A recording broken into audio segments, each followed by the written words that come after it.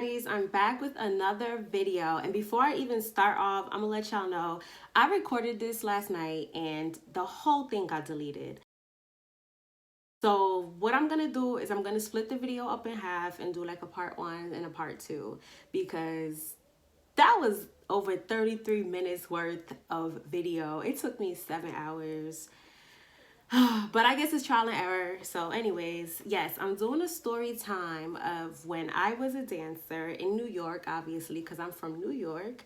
So this was definitely a request from one of my homegirls, because she was like, oh, you know, they gotta get to know you more. And I'm like, girl, I do not like to tell my business. Like, I do not. But you know what? I'm gonna go ahead and let you guys in on a little bit of my life. So, where do I want to start? Yes, let's start from the beginning. I've danced for about 10 years. I started off, all right, I started working in Wendy's. So I was working at Wendy's, and one of my coworkers was like, you're mad cute and you got a nice body. Damn, and your ass is fat. What are you doing here? And I'm like, what you mean what I'm doing here? I need money. She's like, no, you need to work somewhere else. And I'm like, where else would I work? She's like, girl, the strip club. I'm like, what? So she put me on to a couple of clubs, and girl,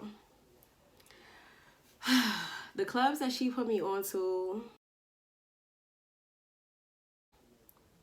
it was bad. Like, it was, I guess you could say they were my starter clubs. And she put me on to Seductions in Hempstead and Taste of Honeys. When I said shootouts, every day somebody was getting clapped. Like, every single day. It was ghetto. And like, I remember a couple of girls got jumped out in front of the club. Almost every night a girl got jumped in front of the club. It was really, really tragic. So I'm working at Seductions, and one of the dancers there was like, girl, you're mad cute and you got a nice body and your ass is fat. What you doing here? And I'm like, what you mean what I'm doing here? I'm working. She's like, no. And I'm like, what you mean? She's like, you need to go to Starlets. I'm like, what Starlets? So that's how I got put on to Starlets. Okay, so before we go to Starlets, I was working at another club in Long Island called Illusions. So, all right, I'm from Long Island and I'm Jamaican. I'm not trying to say Long Island girls are, I guess, ditzy or like gullible, or I guess you would call it like a valley girl. A little bit. We're like that, but just like a little bit. And mind you, I am Jamaican, so I do have some street smarts, okay? I do. But anyways, there's a dancer at this club, Illusions, I was working at. She was like, oh, my homeboys are throwing a party. We can make more money there after this. And I'm like, okay. So she's like, oh, you could just follow us. So I got into my Honda Civic. My Honda Civic was tragic. I got into my Honda Civic and I followed them. So we pulled up to this hotel. And she's like, oh, you could take all your stuff with you. We're going to change back into our dancer outfit in the bathroom. So my ditzy ass, hold on, this light is crazy. Obviously it's daytime. I never really film in the day, but I don't know if it looks better. Anyways, so where was I? So I go to the bathroom to change into my dancer outfit. Mind you, I left my bag and my money bag outside the bathroom. So I just brought my outfit in there. So I'm changing and I hear mad scuffling, mad moving around. And I'm like, yo, they fighting? So I open the bathroom door and I look out. They booked it. I mean, they took my money bag. My money bag had everything in it, my phone. It had all the money I made that night. And I was just like, oh my God, I'm just so happy that I did not leave my keys in my money bag, because I would have never been able to get back home. Like, on some real I would never, ever, ever understand men who rob women. especially dancers. Like you really a bozo, like you're a clown. And I know it was her, like she set me up, but she was working for those clowns. Like I hope they felt good. I hope they was happy they came up on a measly couple $100. Like I didn't even make that much money at that club. That club was trash. Like I didn't really make that much. So they was just bums on some real. But anyways, that lesson right there was don't trust nobody and don't ever leave your bags, especially your money bag, out your sight. Okay, so now after I stopped messing with them bum ass clubs, I started working at Starlets.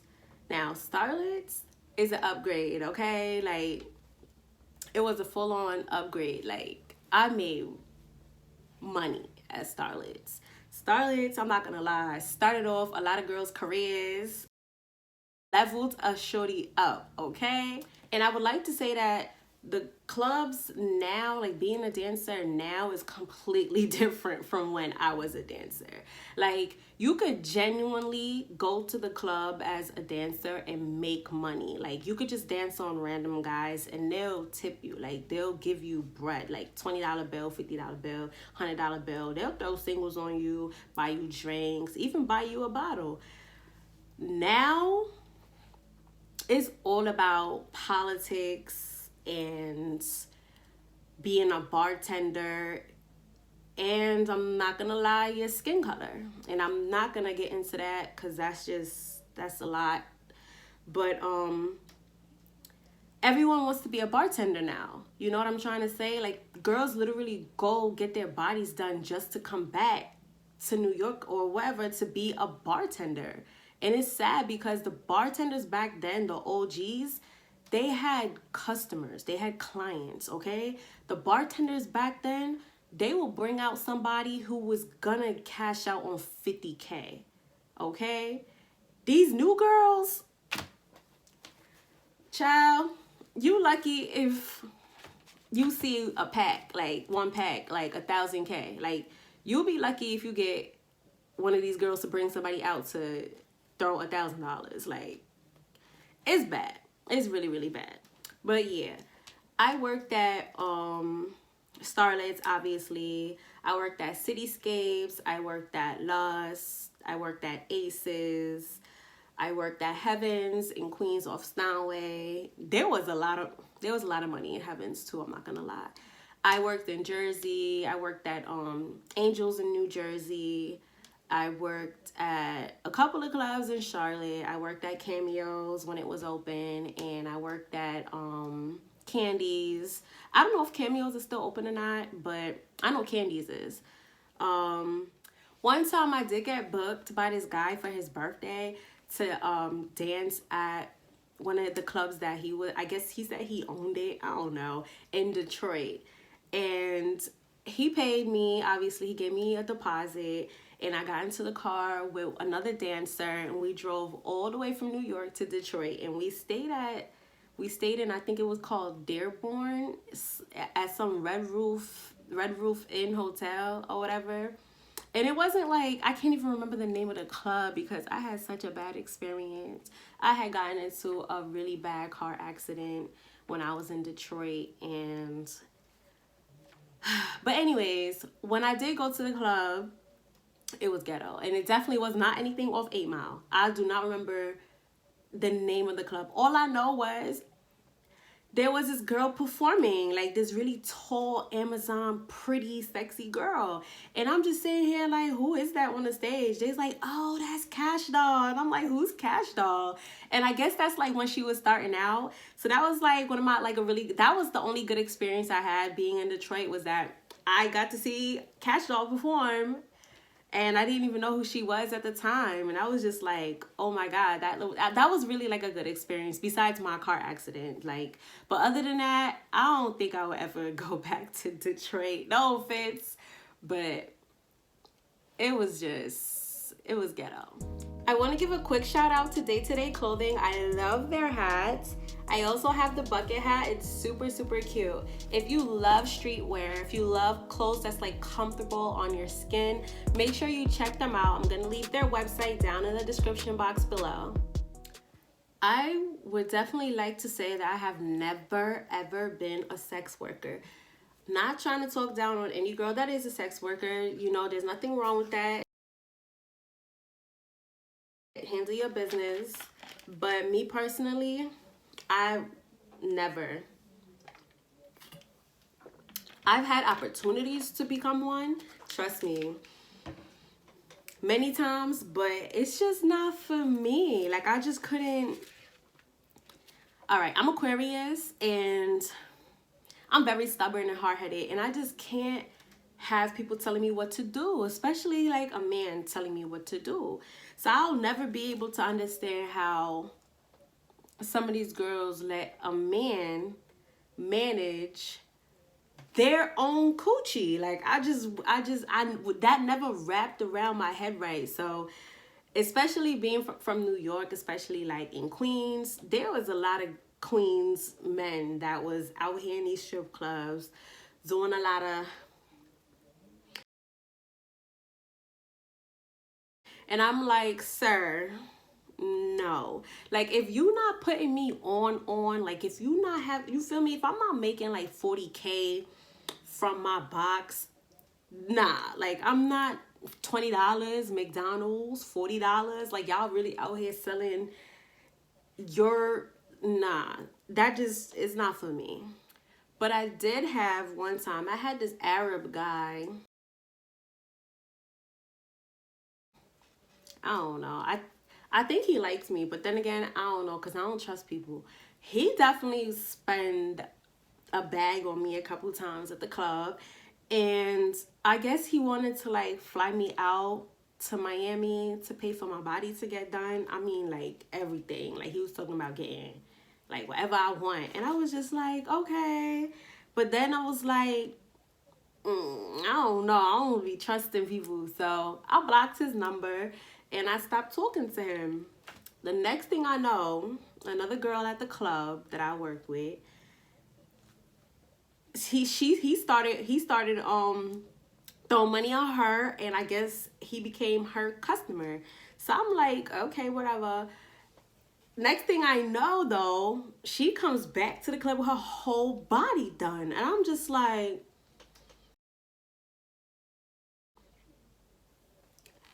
I was like, I'm not gonna lie, I was salty, but at the same time, there's always a price to pay.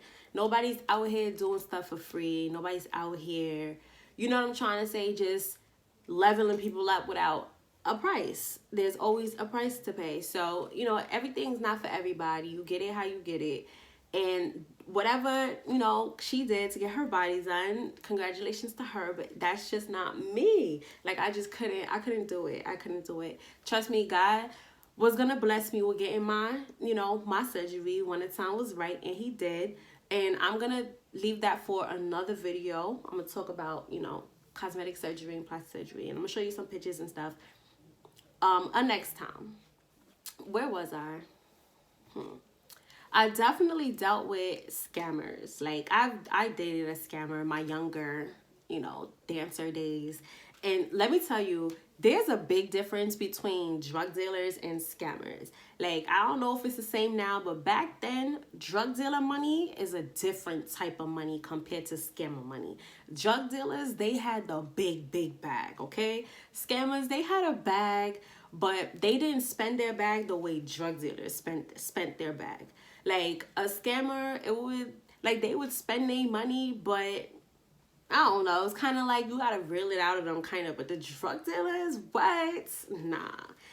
The drug dealers went off. But anyways, I was dating this scammer, and I'm happy I did this at a young age, because he basically was busting, you know, bank cards. So I would just walk into the bank and go to the teller, get the money, and, you know, walk out. That was the quickest way I've ever made money in my life. Well, not besides my car accident lawsuit, this was the quickest way I ever made money in my life, was with them scammers. So, long story short, I know a lot of other girls that was doing that, especially a lot of girls from Brooklyn, they was doing that. And unfortunately, a lot of those girls I know, they got robbed. A couple of them got shot, and they, you know, and a lot of them got arrested. A lot of those girls got caught up and they in jail, prison.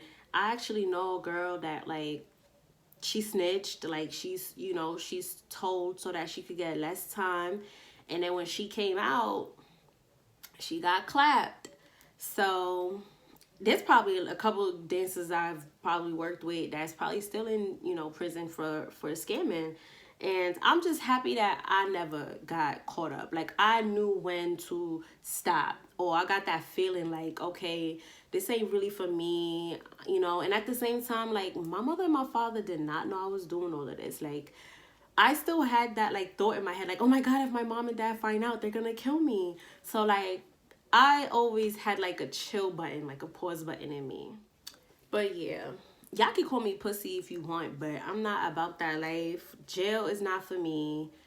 I don't see myself being in prison. Like, it's just not for me. Anyways,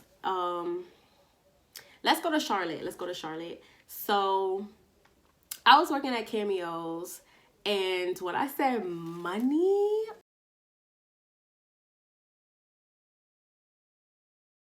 money, like, I've seen a lot of money at Starlets, but when I went to Cameos, nah, the drug dealers in Cameo. Anyways, what I like about the South clubs, different from New York, is that there's more, like, what's the word, hospitality, I guess that's what the word is. Like, if you're making money, the house mom or whoever's, like, on the floor, they'll, you know, sweep your money to, like, a pal, and they know it's your money, and, like, no other dancers is gonna, like, roach. Yes, there's such thing called a roach in a strip club and pick up your bread. So, like, versus, like, in New York, if someone throws you money and, you know, the singles is flying all over, the girls in New York would drop down on the ground, just start scraping up all your money. Like, we call that roaching, okay, in New York. And it's when, you know, someone's throwing money on you, and dancers come from left field, from all over, and start scraping up your money off the floor. Like, and it wasn't thrown to them or given to them. They just, anyways, long story short, let's go back to Charlotte. So one night at Cameos, another dancer decides to clap another dancer outside in front of the club.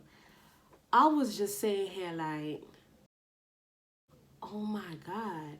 Mind you, in the South, the dancers, they got their tools on them, okay? They definitely got their Glockianas. They do not play. I'm sure New York dancers probably got, you know, they Glock too or whatever, but I know for a fact the girls in the South got their Glocky on them, and I'm good. I never went back to Cameo. I'm not getting shot for who? I'm good. I'm not about that life. So I started working at Candy's, and Candy's, it's just regular. It's a basic regular little club. It's definitely not as much money as Cameo, but I'm not trying to get shot. I'm good. For the most part, I try to stay out of drama because, trust me, being a dancer is a lot of drama. But there was one time a dancer tried to stab me. Yeah, she tried to stab me. And it was all over her baby father. Like, I guess, honestly, I'm gonna tell you the truth. I don't know what their situation was. Mind you, I was young, I was gullible. He told me he was single, and, you know, his baby mother won't let him see his son. So me and him, we were dating, and I don't know. She came into the club, and she was ready to take me out. But me and her settled our differences. We're like, you know, we're cool now. And I'm just happy I didn't get stabbed because, child, Yes, one thing I remembered in my beginning years of being a dancer, I was at the club working, and this other dancer was like, "Oh, you go to the after hour spot," and I'm like, "What's that?" She's like, "Oh, you just go there to make some more money after the club," and I'm like, "Okay." Mind you, the after hour spot is completely different from the strip club. It is not the same. Trust me. So I got into my Honda Civic. Yes, the Honda Civic. And I followed her to some house in Queens. Mind you, I'm like, girl, this is a house. She's like, yeah, I know. You know, you can follow me. You good, girl. You with me. So I'm like, okay. I followed her down this driveway to this backyard to a shed. I'm sitting here looking around like, what is going on? And then we walk up to the door. The guy is like $20. I'm like, $20 for what? He's like, to work here. And I'm like, okay. So I gave him the $20. We went in. He's like, oh, you could go get changed in the bedroom. I was like, bedroom? Mind you, this was the biggest shed I've ever seen in my life. They had two bedrooms, a bar, a pool table, a bathroom. Like, it was the biggest shit I've ever seen in my life. So, anyways, so we get changed or whatever, and she's like, "Oh, you can leave your bags in here." I'm like, "My bag? Remember, I got robbed before." I'm like, "I'm not leaving my bag nowhere." She's like, "Nah, the other girls got their bags here. You know, you good." So I'm like, "All right." So we walk out, and you know, I gotta scope the place out first. I'm not just gonna start talking to people. And like, I see a couple girls, you know, with piles of money on the floor, and I'm like, okay, a little bit of money here. So there was this guy in the corner, right? I walked over to him, and I'm like, hey, what's up? You know, whatever. Started dancing on him, and he's like, oh, you smell good. You mad pretty. And I'm like, thank you. So like, you know, I'm feeling on like his like thighs or whatever, his pocket area to like see, you know, if he got his wallet on him or he got some, you know, singles or whatever. Cause you know, you don't want to be dancing on nobody for no reason. You feel me? So I'm like, okay, I feel like 200 singles. So I'm just like, all right, I'm dancing on him. And then he started putting his hand down towards my coochie. And I'm like, whoa, whoa, hold on, what you doing? He's like, oh, what you mean what I'm doing? And I'm like, you tipping me? And he's like, yeah, yeah, I'm gonna tip you. So I started dancing on him again. I'm like, you know what? If he don't start tipping me, I'm leaving. So he started trying to put his hand back down. I'm like, yo, what are you doing? He's like, what you mean? What you mean what I'm doing? What you thought you came here for? And I'm like, what you mean what I came here for? I'm like, nah, I'm good. And I walked away. So I went back to short and I'm like, yo, I'm about to leave. Like, it's corny in here. She's like, nah, chill. My homeboys is about to come. They got mad money. So I'm like, you know what? I'm gonna wait. So her homeboy come, he, you know, he's younger. So I'm just like, you know what, whatever. I start dancing on him. And he's like, oh, you mad cute. You smell good. And I'm like, oh, thank you, whatever. So, you know, he threw me a couple singles here and there, whatever. And then here go this conversation. I'm like, yo, what are you talking? He's like, yo, how much? I'm like, nah, chill. Like, I don't do that. So I went back over to her and I'm like, yo, shorty, I'm leaving. She's like moaning kind of like she's twerking on a guy, like she's twerking on a guy, and she's kind of like moaning kind of, and she's like, nah, you don't gotta go. She said it's $100 for the bedroom, da da da. And I'm like, nah, I'm good. So I look down. There's a dick deep inside of her. I was like, no. Mind you, everybody could see. It's open. It's an open space. People could see. I went back to the room, got all my stuff, put my clothes on, and I was out. Never again. Like, that's not for me. If you're gonna do after hours spot, make sure you about that life, okay? And always make sure you safe. Make sure you go there with somebody you know. Make sure you got your locations on, and make sure you got something on you, whether it's a taser, a mace, or anything. Like, cause you just never know what can happen at an after hours spot. It's not like a regular strip club, you know, establishment. You don't know, like, if people there got guns on them, if somebody might rape you, or who knows, the place might get shot up or robbed. And you just want to always make sure that you're safe. Your safety should always be number one priority when you're doing stuff like that. So before I end the video, I'm gonna leave you girls with a little bit of advice, okay? Number one, don't trust anybody. because you don't know who's out to get you. You don't know who's shiesty. You could be with somebody, you think that they cool with you, but they really got other motives. So don't ever trust anybody, okay? Number two, mind your business. Just mind your business, period. Like there's no other way for me to explain that. Just mind your business. If it don't have nothing to do with you, mind your business, period. Number three, always make sure your hair, your nails, is done. Make sure your hygiene, make sure you wax, you shave, make sure you smell good, because you make more money when you look like money, period. Always have a second source of income. Don't always rely on just making money from the club. I guess like OnlyFans is what y'all doing nowadays. Don't, because sometimes you'll have like a slow period or a slow day. So you always want to make sure you have some type of income always coming in. You don't want to just be out here dry, you feel me, and just broke. Also professional photo shoots. Y'all girls need to start taking nicer pictures, because I don't know, back then I was taking pictures of myself in the club and blah blah blah. And I'm not gonna lie, one of the pictures of me in Heavens standing by the ATM went viral because somebody made a meme out of it, and the meme went viral. This was in like 2015, and my Instagram went from like I don't remember how much followers I had like a couple thousand. It went from a couple thousand to like 10K within like a week. It was like crazy. I was like, wow. So you could definitely create a lot of different opportunities for yourself and growth for yourself from being, a stripper, a dancer, or a sex worker. But you got to know how to like manage yourself accordingly. You know what I'm trying to say? Because you could also fall down the wrong path like that. Feel me? So always make sure you stay on top of your game. Make sure you always have a goal. You always have plans. And that's what I have for you guys today. Loyalty wanted to say hi. No, I'm lying. He was taking a nap, and the people upstairs woke him up. So I'm gonna turn my lights off soon so he could take a nap. So let me know what you guys think of my story time. Leave your comments down below. Until next time, bye guys, love you.